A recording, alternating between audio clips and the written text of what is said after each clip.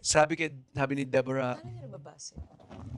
lintok. May gusto ako malaman. Yun ay kung sa mga panahon ng Karyosere, kung minahal pa nila ang isa't isa, or dahil sa pagmamahal ng magkaibigan, nanligaw ba or nabasted pa si Alden? Si Anjo Iliana ang nagtatanong niya. Ay! Sa Hong Kong. Ako na talaga ako kay Alden. Vocal naman ako. Kahit sino naman yung magtanong sa akin. Sasagutin ko naman ng diretsyo. Na-inlove ako sa kanya. Pero hindi siya nanligaw. Walang ganon. Oh my God, naka-on yung mga phone nila na record. Alam din niya. Kasi very vocal. Kung vocal ako sa lahat ng tao, pati kay Alden mismo. Ito talagang vocal. Yun. Legit vocal. Alam ni Alden yun. Sinabi ko naman sa kanya rekta. Pero hindi siya nanligaw.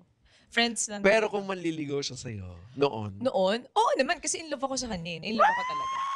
At alam niyo lahat yan, mga dabber ka. Kaya ako doon tumitili eh.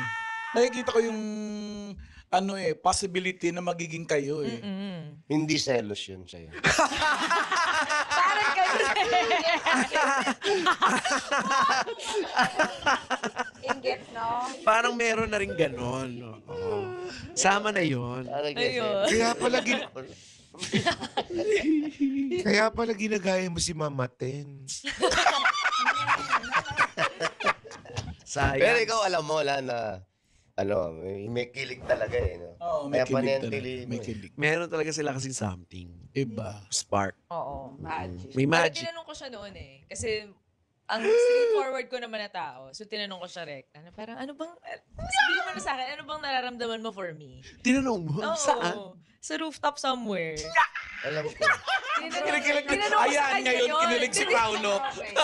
Direkta kong tinanong sa kanya. Gusto ko lang malaman. Sabi ko, kung ano naman yan, tatanggapin ko naman. Sa New Kailangan ko York lang ba yan? malaman. His no yan. ba dyan? Sa New York. Hindi, dito lang yan sabi. Ibang rooftop pa.